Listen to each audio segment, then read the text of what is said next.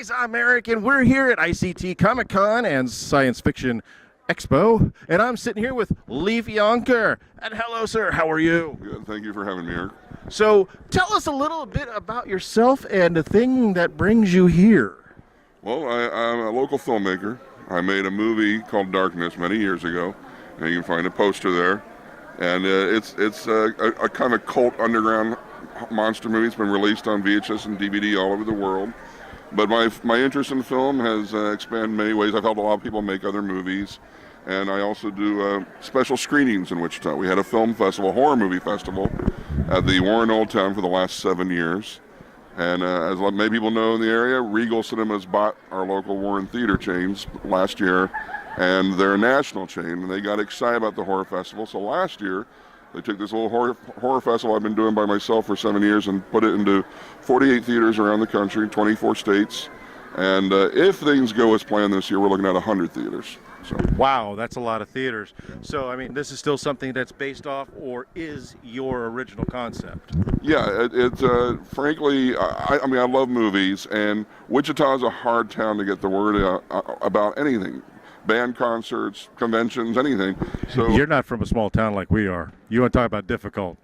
Where are you guys from? Falls City, Nebraska, which is about, I think, a hair shy of 5,000. Okay, so it's just a strange dynamic. And I actually, back when we moved back, I was born here, but I lived on the East Coast for a while. When we moved back, I heard about the horror festival or them showing some movies locally, and they were doing it for a whole week. I didn't find out about it until the last 2 days of the fest. And so I literally started just pestering them and haranguing them. You know, you guys got to promote these things. And I would call the corporate headquarters and say, hey, Blade Runner's being re-released and it's making millions, even though they only have 20 prints. And they finally, literally for 4 years, I was just a thorn in their side. And then one October, their management changed and they realized nobody knows what we're doing. And they called me up, and I scrambled, and like in 3 days, we had a horror festival together for them. And that was 2011, and we've been doing it ever since. That is awesome.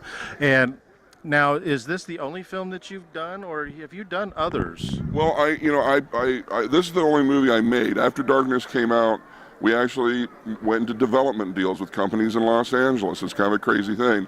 I meant to take this movie just to local people, but it got so big, I spent years either in development. I mean, I got paid for movies that never got made. And we're actually in talks now for one thing, for a brand new Blu-ray release, where we're actually going to do like a 2K or 4K scan of the movie. We're hoping to have that before the end of the year. And we are in talks about a brand new movie. Out of the blue, an investment group showed up with some friends of mine, and we're talking. We're hoping that's going to happen. But I worked in many capacities. I worked on from little tiny movies, like I actually helped produce a movie called Horror Vision, filmed in 12 days for $50,000 in LA, and it played the Sci-Fi Channel. I think that's ringing a few bells. It's a cheesy little movie about an evil internet website, and I took pseudonyms on it. To give you an idea, but I actually had stunts in it. You can actually see me get my butt kicked in the movie by a guy going crazy from the Horror Vision website. But then I also worked like locations department on big movies. I mean, like Mars Attacks. They came through Wichita, and I got picked up, and they took me to Arizona and all that. And those are fun and very big learning experiences. But I didn't want to, I know too many people in the industry who had dreams of being producers or writers, or who took a few jobs and then they became, locked into that job. So 20 years later, they want to be a producer, and then 20 years later, they're a locations manager. So if you go on my IMDb page, you're only going to find a couple credits, because I normally take, pseudonyms or no credit. But I just support movies locally and been trying to get some more going, and this has become kind of a big thing. We also, I don't know if I mentioned King Kung Fu is a locally produced kind of local legend. King Kung Fu was like one of the very first independent movies made in Wichita by Wichitans. There's a few other movies that come through, but they were all LA crews or New York crews. Mm-hmm. Bob Walterscheid made this film. He had a commercial company doing car commercials, but back then they filmed all the commercials on film, not video. So they had the cameras, they had the lights, they had the editing gear, and they said, let's make a movie. And for many years, this was the highest profile kind of big. And I heard about it, and I approached him. Bob was really cool. He gave me like all their contracts for like photo releases and because back then there's no internet, you couldn't just go download them. So it was actually a big deal, saved me a lot of money. But just recently, I mean, that movie only got released like in VHS overseas. And then a few years ago, they had a DVD release. Well, just recently, somebody asked me, have you heard of this movie, King Kung Fu? It's about a karate monkey and has stop motion animation in it. I'm like, yeah, I know the guys who made it. And I called him up, and he had just made some new DVDs. So I'm out here also helping. You know, I support any local filmmaking I can. Of course. Now, you said this film almost didn't get made. King Kung Fu, well, it filmed for about a year, but it took 14 years to finish. So they filmed in 1974 and then had their big premiere in 1988. And I know it's one of those films, but like I said, it's a thing of legend. Even on the internet, for a long time, people had heard the title. They didn't think the movie really existed. They didn't think it had been finished. It's like that one video game, Polybus. I'm not, yeah, sure. It's out there, sort of. And the internet is just eating it up. It's a video game that doesn't exist. But in this case, this is the real version of the thing. But you mentioned back in 1978 that there was a big issue with this film and a certain other film. Well, Universal had announced Dino De Laurentiis' remake of King Kong.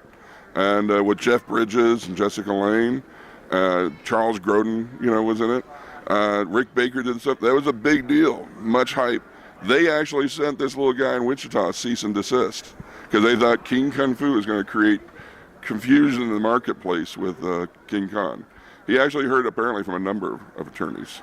But obviously it wasn't a threat because it didn't even get released until '88. But yeah, they heard about it. I mean, that's the thing. It was actually had a lot of publicity. And back when they were making it, and it was in the trade magazines like Variety and Hollywood Reporter, so that's how Universal heard about it. But it's a fun movie, slapstick comedy, and so far we've sold like 30 copies out here. So just this weekend? Yeah, well, yeah, and a couple of people picked them up before the con, but yeah, the last few days I've had them. Wow. So yeah, it's a bit of an internet legend that everybody gets to actually touch and watch. Yeah. That's always good. So we was talking about this earlier. Darkness. This was more of a pet project that accidentally became a major thing back when it first came out, but you've always wanted to redo it because it was originally just a promo piece. Right. So 25 years or so later, there's plans? Darkness was shot for about $5,000. My buddy and I actually gave our plasma both at the same time. We'd go get food with our check, and then we'd go buy film and film another exploding vampire. That's how low budget it was. And originally it was supposed to be just a demo to show investors. The intention all along was to based off the movie, raise a real budget in the low hundreds of thousands. And but it took so long to get finished. We didn't really want to dive into another remake, and the video market was voracious for product, so we found distributors. It got released all over the world. In 2006, we had a 2-disc set, a DVD set, remastered, that you could buy at Best Buy, on the shelf. And but all these years later, it has this cold audience and an interest.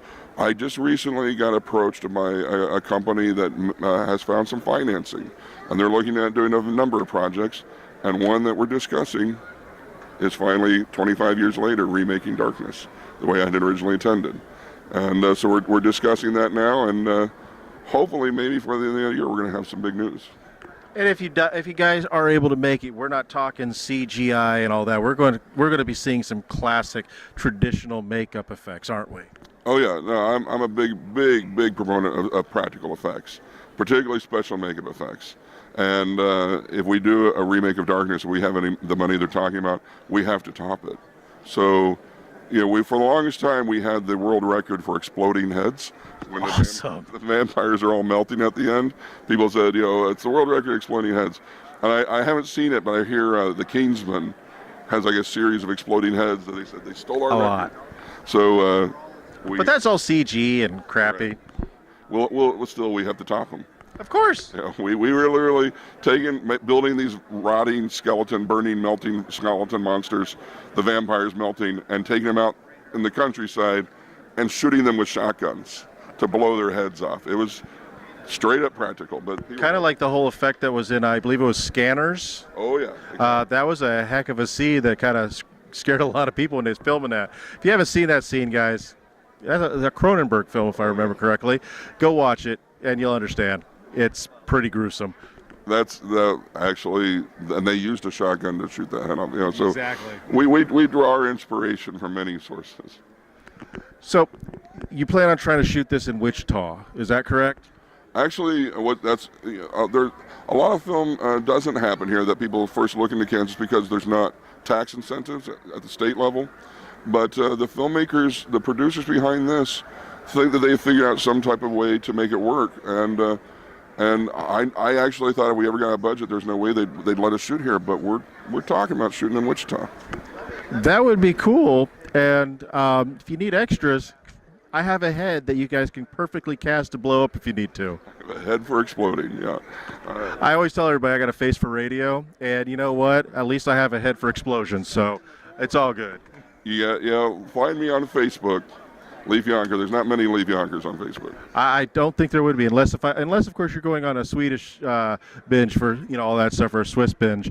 But thank you very much for being here on Notes and Nerds. We'll be keeping an eye out for this.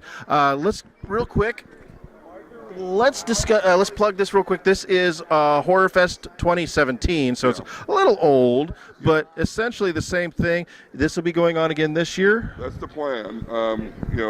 Right now, if things happen as we're hoping, it will be in 100 theaters around the country. That would be cool. Yeah, but the company, the theater chain Regal, was just bought by another chain from England. So, we're going to find out in a few months. But right now, the plan was to have Horror Fest expand even further. And those English guys, they can be kind of weird, and they like their horror. So we're hoping. We're optimistic. At least in Wichita, Horror Fest is going to happen. If things go, like I said, things went well last year, and they said we think we can do at least 100 theaters next year. That was the last we left of that. So. And there's always sometimes a carryover of previous management into the buyout. So you never know. I have a good feeling about what's going to happen for you. So again, thank you very much for being here on Notes Nerds. All the links for all of his stuff will be on our descriptions above or below, depending on where you're watching this, Facebook, YouTube, whatever. So guys, check his stuff out. Be a fan, follow, and all that good stuff, because independent filmmakers is where a lot of these major filmmakers started, with the practical effects, sometimes the cheesy acting, that's part of the fun of the shotgun films. So guys, stay tuned for more at ICT Comic Con and Science Fiction Expo.